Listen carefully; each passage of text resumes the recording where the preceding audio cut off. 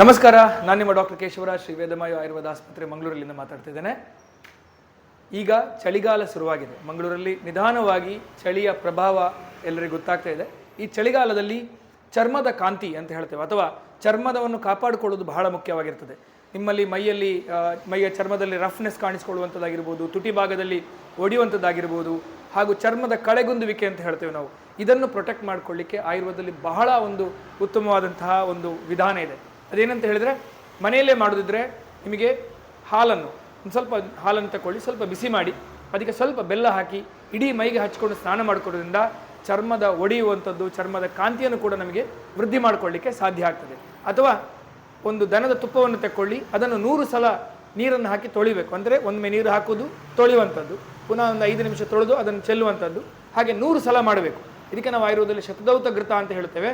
ಇದು ಬಹಳ ಅತ್ಯುತ್ತಮವಾದಂಥ ಒಂದು ಔಷಧಿ, ಹಾಗೂ ಚರ್ಮದ ಕಾಂತಿಯನ್ನು ಕಾಪಾಡಿಕೊಳ್ಳಿಕ್ಕೆ ಇದು ನಮಗೆ ಬಹಳ ಉಪಕಾರಿಯಾಗಿರ್ತದೆ. ಹಾಗೂ ನಮ್ಮ ಆಯುರ್ವೇದ ಆಸ್ಪತ್ರೆಯಲ್ಲಿ ನಾವು ವಿಶೇಷವಾದಂತಹ 2 ಚಿಕಿತ್ಸೆ ನಿಮಗೆ ನಾನು ಎಕ್ಸ್ಪ್ಲೇನ್ ಮಾಡಲಿಕ್ಕಿದ್ದೇನೆ. ಒಂದು, ಆಯುರ್ವೇದದಲ್ಲಿ ಹೇಳಿದಂತಹ ಅಭ್ಯಂಗಾದಿ ಕರ್ಮಗಳು. ನಾವು ವಿಶೇಷವಾಗಿ ಮಾಡಿದಂತಹ ಒಂದು ಆಯುರ್ವೇದ ತೈಲದಲ್ಲಿ ನಾವು ಈ ಚಳಿಗಾಲದಲ್ಲಿ ಅದು ಅಭ್ಯಂಗವನ್ನು ಮಾಡ್ತೇವೆ. ಅಭ್ಯಂಗವನ್ನು ಮಾಡಿದ ಮೇಲೆ ಅದಕ್ಕೆ ಒಂದು ಕ್ಷೀರಧಾರ ಅಂತ ಹೇಳ್ತೇವೆ ನಾವು. ಈ ಮೆಡಿಕೇಟೆಡ್ ಮಿಲ್ಕ್ ಬಾತ್ ಅಂತ ಹೇಳುವಂಥ ಒಂದು ಚಿಕಿತ್ಸೆ ಬಹಳ ವಿಶೇಷವಾದಂಥದ್ದು.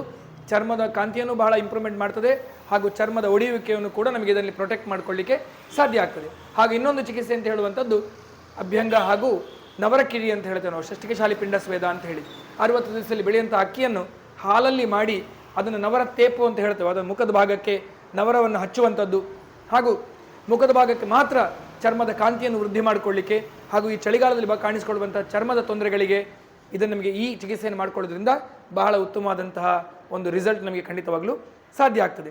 ದಿನನಿತ್ಯ ಬೆಳಗ್ಗೆ ಖಾಲಿ ಹೊಟ್ಟೆಗೆ 1-2 ಚಮಚದಷ್ಟು ಶುದ್ಧ ತೆಂಗಿನೆಣ್ಣೆಯನ್ನು ಸೇವನೆ ಮಾಡುವಂಥದ್ದು ಆರೋಗ್ಯಕ್ಕೆ ಬಹಳ ಉತ್ತಮ ಈ ಚಳಿಗಾಲದಲ್ಲಿ.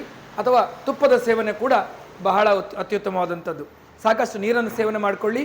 ಚಳಿಗಾಲದಲ್ಲಿ ನಿಮ್ಮ ಚರ್ಮವನ್ನು ನೀವು ಕಾಪಾಡಿಕೊಳ್ಳಿ, ನಿಮ್ಮ ಆರೋಗ್ಯವನ್ನು ನೀವು ಕಾಪಾಡಿಕೊಳ್ಳಿ. ಯಾವುದೇ ರೀತಿಯಾದಂತಹ ಒಂದು ಆಯುರ್ವೇದದ ಬಗ್ಗೆ ತಿಳ್ಕೊಳ್ಬೇಕು ಅಂತೇಳಿ ಆದರೆ ನಮ್ಮ ಶ್ರೀ ವೇದಮಾಯು ಆಯುರ್ವೇದ ಆಸ್ಪತ್ರೆ ಮಂಗಳೂರು, ಪದುವಾ ಹೈಸ್ಕೂಲ್ ರೋಡ್, ಇಲ್ಲಿಗೆ ಖಂಡಿತವಾಗ್ಲೂ ನಿಮಗೆ ಬರ್ಬೋದು. Thank you.